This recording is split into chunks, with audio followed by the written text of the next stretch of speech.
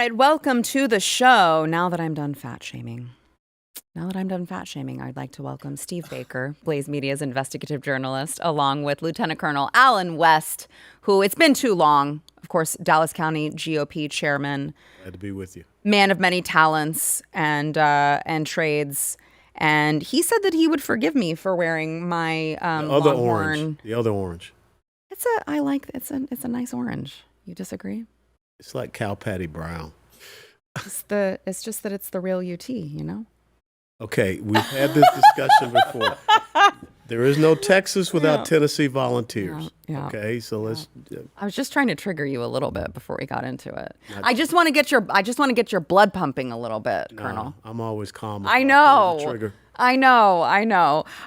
Okay, well, maybe this might do it.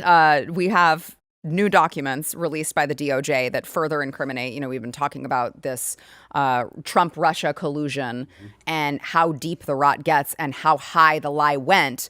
We've got these documents now that further incriminate Hillary Clinton, and also, you're going to be shocked to hear George Soros was involved. What? Oh my gosh. Where are my pearls? I never would have guessed that. So you have Chuck Grassley, who released a previously sealed section of the Durham probe today. And the probe, when they released it in 2023, did not contain this classified 29-page appendix. And now we have it. So the appendix claimed that Russian hackers obtained emails from Leonard Bernardo, who was regional director for Eurasia at the Open Society Foundation, which was, of course, founded by the one and only George Soros. And later, a Clinton campaign advisor, Julianne Smith, was linked to this Russia collusion hoax in an email from Bernardo. It was sent on July 25th, 2023. The media analysis on the DNC hacking appears solid. Julie, this is the Clinton campaign advisor, says it will be a long-term affair to demonize Putin and Trump. Now it is good for a post-convention bounce. Later, the FBI will put more oil into the fire. And then the appendix went on to explain what the FBI actually did. During the first stage of the campaign, due to lack of direct evidence, it was decided to disseminate the necessary information through the FBI-affiliated technical structures, in particular the CrowdStrike and Threat Connect companies, from where the information would then be disseminated through leading U.S. publications. And then we also have this gem from Hillary Clinton's people herself. I don't know why you put this in writing. HRC, Hillary Rodham Clinton, approved Julie's idea about Trump and Russian hackers hampering U.S. elections. This should distract people from her own missing email, especially if the affair goes to the Olympic level. I'll go on to this email here, but I just love that, like, why are you using initials at that point? Like, we don't know. Who is it? Gosh, let me scratch my head. I don't know who HRC could possibly be. Thank you for putting in writing that HRC approves of the idea. Thank you very much. They said, the point is making the Russian play a U.S. domestic issue. Say something like a critical infrastructure threat for the election to feel manic, since both POTUS and VPOTUS have acknowledged the fact that the intelligence community would speed up searching for evidence that is regrettably still unavailable. And then, of course, you have a couple days later, Crossfire Hurricane that was created on July 31st, 2016. So it just, the rot goes so deep. And I find myself more and more enraged. It's like, you know that these people are up to no good, and you know that these people are behind it. But when you actually get it on paper, you have what seems to be, to me, like the smoking guns. And it's like, okay, what are we doing? Where are we going? Who's getting arrested and when? Well, that's the whole point. I mean, I think now is the time when everyone should come out and use that famous line that Democrats always use: no one is above the law. And make them eat that crow, 24/7, 365. We don't need congressional hearings. We don't need more talk or blather or things of that nature. We need to see indictments.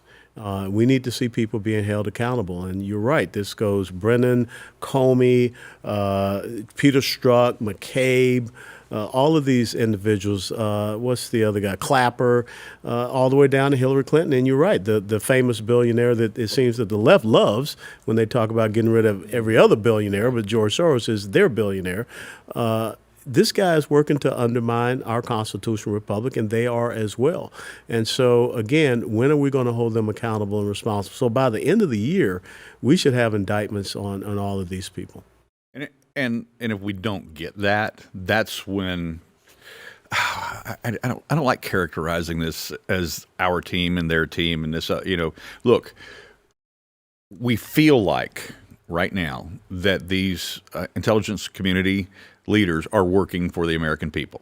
It's what it feels like.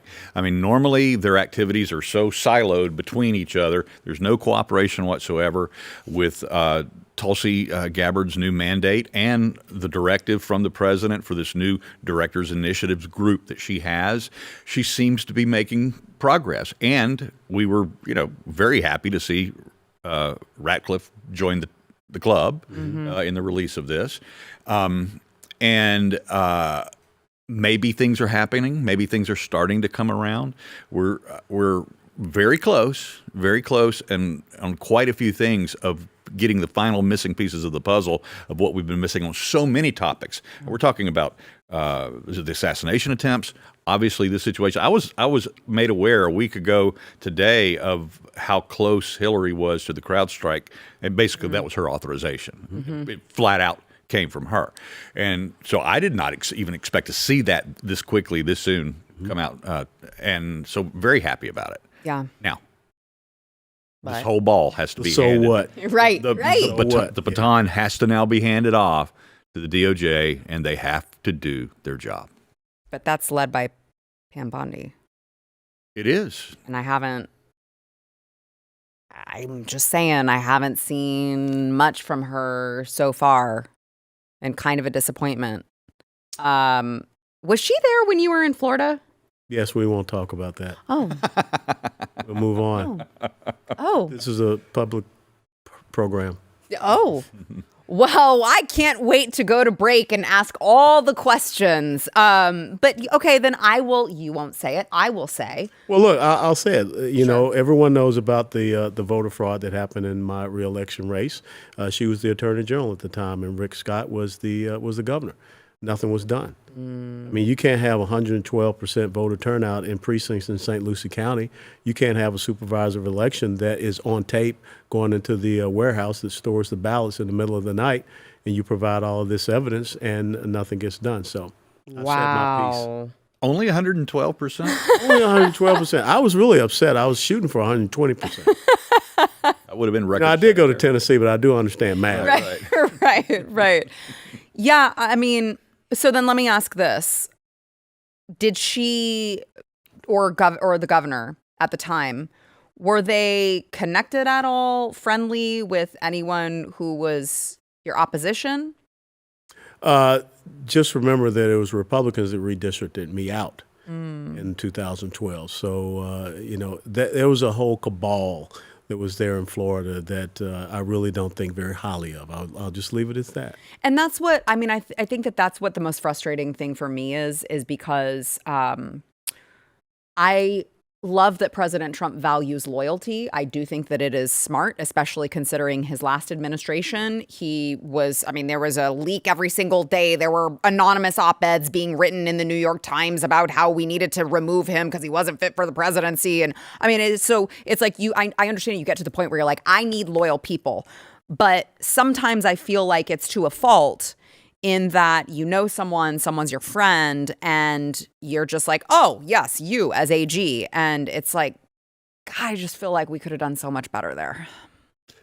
Yeah, well, and that's it. Look, we keep being asked to be patient. Right. The biggest offender of the patient's tweets, of course, has been Dan Bongino. Yeah. And He's done it several times. Who also is being like a little bit conflicting on that, because then he'll I mean, what did he say over the weekend? He was like, what I saw shocked me to my core. Right. That's sensationalism. Yeah, I'm like, care to share with the class, Dan? I'd love to hear more about it. You can't just say that and then not tell us. And then there's a behind the scenes campaign coming from FBI in particular to demand patience of journalists. And I was one of those that was contacted. We know that others were contacted. Then I start getting major media journalists calling me to go, is this true? We're hearing it from other sources. Did you get contacted as well? Yes, I did. How did you handle it? I told them to take a flying leap off the 7th floor of the Hoover building. I didn't out the person that did it, but I've talked about it openly that at 1:30 in the morning, I get contacted by somebody on the 7th floor telling me to back off, and then also telling me to be patient. It's coming. Okay, I understand that. And I get it, because I know, working with the different groups that I am working with closely, how long and how much of a struggle it has taken, not just to get it through an operational look. They're fighting their own team half the time.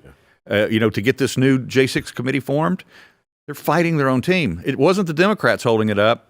Sorry. Yeah, I mean, they're going to have a lot to reconcile with, I guess, in the midterms, because, I mean, you're saying it wasn't the Democrats who held it up. I mean, it's not the Democrats who are going to hold any of this up. There's so much of the America First agenda that has not been codified. And who do we have to blame for that? It's Republicans. There's a lot that they're holding up. If you like this clip and you want to see the full episode, click here. And if you want to subscribe to the channel, come on, you know you do. Click here.